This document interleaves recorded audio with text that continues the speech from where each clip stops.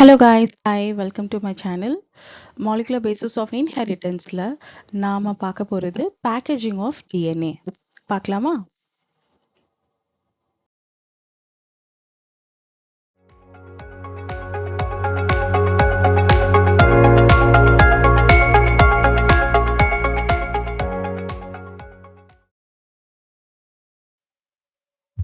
Packaging of DNA. DNA-வை நம்ம ஏன் back பண்ணணும் அப்படிங்கிற கொஷனுக்கு இதுதான் ஆன்சர். ஃபர்ஸ்ட் நாம சிம்பிளா ஒரு கால்குலேஷன் பார்க்கலாம். இப்போ DNA-யோட base pairs 6.6 into 10 to the power of 9 and distance between base pairs 0.34 okay into 10 to the power of minus 9 meters. So இதை நாம calculate பண்ணோம் அப்படின்னா we will get 2.2 meters. So 2.2 meters length ஒரு DNA 2.2 meters lengthல இருக்கு. ஆனா நம்ம நியூக்ளியஸோட size பார்த்தீங்கன்னா 1 micron. So ரொம்ப சின்னது. ஸோ இந்த DNA விட நியூக்ளியஸ் ரொம்ப சின்னது. ஆனா இந்த நியூக்ளியஸ்குள்ள தான் நம்மளோட DNA இருக்கு. இது எப்படி சாத்தியம்? அதுக்கு தான் பேக்கேஜிங் ஆஃப் DNA. டிஎன்ஏவை நல்லா டைட்டா பேக் பண்ணி நம்ம நியூக்ளியஸ்குள்ள இருக்கு. ஸோ இதுதான் ரொம்ப இம்பார்ட்டண்ட். நான் உங்களுக்கு இங்க சிம்பிளா calculation கொடுத்திருக்கேன். So as we see now, total base pairs 6.6 into 10 to the power of 9 and distance between two base pairs 0.34 nanometer. So இந்த nanometer நாம first வந்து meters ஆ convert பண்ண போறோம். அதோட formula 1 nanometer is equal to 10 to the power of minus 9 meters. So 0.34 nanometer is equal to 0.34 into 10 to the power of 9 meters.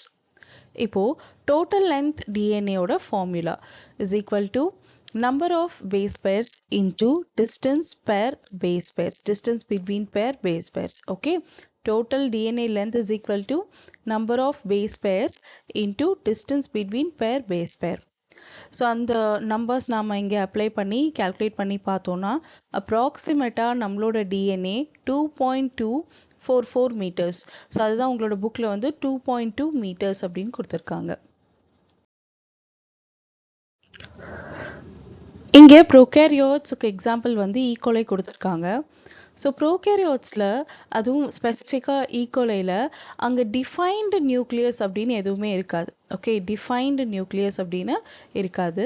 அதாவது ஒரு இடத்துல மட்டும் சின்னதாக நம்மளுக்கு வந்து நியூக்ளியஸ் இருக்கும் இல்லையா? ஆனால் இங்கே செல்லுக்குள்ள இந்த இடத்துல நீங்க பார்த்தீங்கனாலே தெரியும், அது கொஞ்சம் ஸ்ப்ரெட் ஆகி இருக்கு. டிஎன்ஏ கொஞ்சம் ஸ்ப்ரெட் ஆகி இருக்கு. ஸோ அந்த இடத்துக்கு பேர் தான் நியூக்ளியாய்டு அப்படின்னு சொல்றாங்க. ஸோ ஹியூமன் டிஎன்ஏ பொறுத்த வரைக்கும் அந்த டிஎன்ஏ எல்லாமே ஒரு சின்ன நியூக்ளியஸ்குள்ள இருக்கும் இல்லையா? ஆனால் இங்கே ப்ரோகேரியாட்ஸில் அந்த டிஎன்ஏ ஸ்ப்ரெட் ஆகி இருக்கு. ஸோ அதை தான் நாம அந்த இடத்த தான் நாம வந்து நியூக்ளியாய்டு அப்படின்னு நம்ம சொல்றோம். ஓகே, ஸோ அண்ட் அது மட்டும் இல்லாமல் டிஎன்ஏ வந்து நெகட்டிவ்லி சார்ஜில் இருக்கு. அண்ட் அது யார் ஹோல்ட் பண்ணியிருக்காங்க அப்படின்னா ப்ரோட்டீன்ஸ். அந்த ப்ரோட்டீன்ஸோட சார்ஜ் வந்து positive charge. So positive charge negative charge attraction இருக்கிறதுனால அந்த டிஎன்ஏ உங்களுக்கு இந்த மாதிரி பேக்டாக இருக்கு. பட் ஒரு சின்ன இடத்துல இல்லாமல் கொஞ்சம் ஸ்ப்ரெட் ஆகி இருக்கு. Okay, DNA in nucleoid is organized in large loops held by proteins. Okay, இந்த yellow color beans மாதிரி இருக்குல்ல, அதுதான் proteins. So proteinsக்கு positive charge and DNAக்கு negative charge. இது prokaryotsல. ஸோ ஈகோலையோட லென்த், ஸோ இது ரொம்ப இம்பார்ட்டண்ட். எக்ஸாமுக்கும் சரி நீட்டுக்கும் சரி ரொம்ப important. So length of E coli DNA வந்து 1.36 mm. So 1 mm is equal to 10 to the power of minus 3 meters. So நம்ம mm வந்து மீட்டர்ஸாக கன்வெர்ட் பண்ணுறோம். And distance between two base pairs 0.34 nanometer. அதையும் நம்ம மீட்டர்ஸில் கன்வெர்ட் பண்ணிட்டு இந்த ஃபார்முலா அப்ளை பண்ணுறோம். Number of base pairs is equal to total length of DNA distance between per base pair. Distance between per base pair. So அந்த numbers நாம இங்க apply பண்ணி பார்த்தோம் அப்படின்னா, so total base pairs நமக்கு 4 into 10 to the power of 6 base pairs கிடைக்கும். That is 4 million base pairs. So இது simple calculation of length of E. coli DNA. Packaging of DNA step by step பார்க்கலாம். Levels of chromatin organized in eukaryotes. So eukaryotes DNA எப்படி package ஆகுது, chromosome எப்படி form ஆகுது அப்படிங்கறத தான் பார்க்க போறோம். So first histone proteins. Histone proteins-ல lysine and arginine அதிகமா இருக்கு. So அதனால இந்த histone proteins positive charge-ல இருக்கு. So இது first என்ன பண்ணும், first step என்ன ஆகும் அப்படின்னா histone octamer-ஆ மாறும். Octamer அப்படிங்கிறது 8. Okay, octona 8. So 8 histone molecules ஒண்ணா சேரும், ஒரு பேக்கேஜ் மாதிரி ஃபார்ம் ஆகும். 8 histone molecules, அதை தான் நாம histone octamer அப்படின்னு சொல்றோம். ஸோ நெக்ஸ்ட் இந்த octamer நியூக்ளியோசோமா மாறும். எப்படி நியூக்ளியோசோமா மாறும்? இந்த 8 histone molecules என்ன பண்ணும்னா தன்னோட 200 base pairs of DNA-வை அரவுண்ட் பண்ணும். ஓகே, ஸோ 8 histone molecules தன்னோட 200 base pairs of DNA-வை என்ன பண்ணும், ஒரு செயின் மாதிரி அரவுண்ட் பண்ணிரும் தன்னை சுத்தி. Okay, so positive charge histone, negative charge DNA. So அதனால அந்த பேக்கேஜிங் ரொம்பவே அட்ராக்டிவாக இருக்கும். ஓகே, பவர்ஃபுல்லாக இருக்கும். அண்ட் தென் இந்த நியூக்ளியோசோம் குரோமாட்டினா மாறுது. அது எப்படி குரோமாட்டினா மாறுது? ஸோ நிறைய ஹிஸ்டோன் மாலிக்யூல்ஸ், அதாவது நிறைய ஹிஸ்டோன் ஆக்டமர்ஸ் தன்னோட 200 பேஸ் பேர்ஸை தன்னோட அரவுண்ட் பண்ணி வைக்கிறதுனால அது பார்க்கறதுக்கு எப்படி இருக்கும் அப்படின்னா பீட்ஸ் ஆன் அ ஸ்ட்ரிங். நம்மளோட அந்த முத்துமணி மாலைலாம் வரும்ல, முத்துமணி செயின் வரும்ல, ஸோ அந்த மாதிரி இருக்கும் இந்த ஸ்ட்ரக்சர் பார்க்கறதுக்கு. ஸோ இந்த மாதிரி நிறைய ஹிஸ்டோன் ஆக்டமர் சேர்ந்ததுன்னா இதுதான் வந்து குரோமாட்டின் அப்படின்னு நம்ம சொல்றோம். இந்த ஸ்ட்ரக்சருக்கு பேரு குரோமாட்டின் அப்படின்னு சொல்றோம். நெக்ஸ்ட் இந்த chromatin fibers coiling and condensation ஆகி காயிலிங் அண்ட் கண்டென்சேஷன் ஆகி மெட்டாஃபேஸ்ல குரோமோசோமா மாறுது. ஓகே, ஸோ மெட்டாஃபேஸ்ல குரோமோசோம் ஃபார்மேஷன் நடக்கும். ஓகேயா, ஸோ கண்டென்சேஷன் மூலயமா. இதுதான் வந்து levels of chromatin organisation or DNA packaging அப்படின்னு சொல்லலாம். Okay, so first histone proteins இருக்கு, அது positive charge because of lysine and arginine. And அதுக்கப்புறமா இந்த ஹிஸ்டோன் ஆக்டோமரா மாறுது.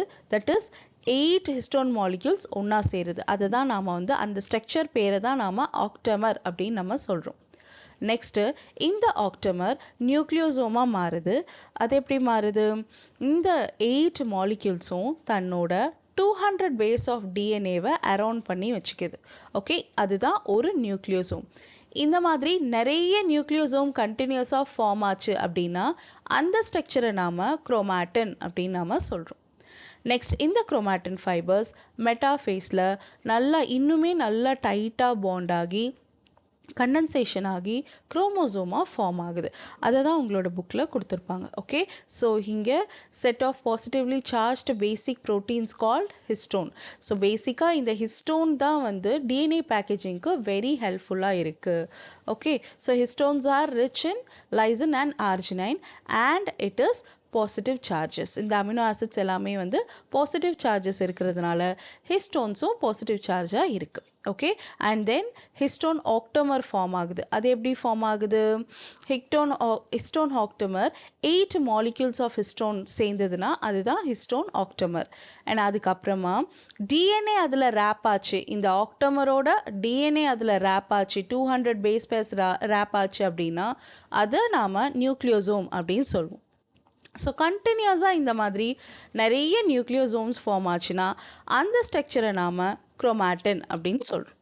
ஸோ இது பீட்ஸ் ஆன் ஸ்ட்ரிங், நம்ம ஒரு முத்துமணி மாலை பார்க்குற மாதிரியே இருக்கும், அதனால இதை வந்து பீட்ஸ் ஆன் ஸ்ட்ரிங் அப்படின்னு மென்ஷன் பண்ணியிருக்காங்க. ஸோ இது வந்து எலக்ட்ரான் மைக்ரோஸ்கோப்பில் உங்களுக்கு இந்த மாதிரி தான் ஸ்ட்ரக்சர் இருக்கும். ஓகே, அண்ட் தென் இந்த பீட்ஸ் எல்லாமே இன்னும் நல்ல டைட்டாக பேக்கேஜ் ஆகுது இல்லையா, அது எங்கே நடக்கும்? கண்டென்சேஷன் அண்ட் காயிலிங் எங்கே நடக்கும் அப்படின்னா மெட்டாஃபேஸ் ஸ்டேஜில் நடக்கும். Okay, cell division to form chromosomes. So இது இந்த ஹிஸ்டோன் ப்ரோட்டீன்ஸ் இல்லாமல் நான் ஹிஸ்டோன் குரோமோசோமல் ப்ரோட்டீன்ஸ்க்கும் இங்கே ஹெல்ப் பண்ணுது.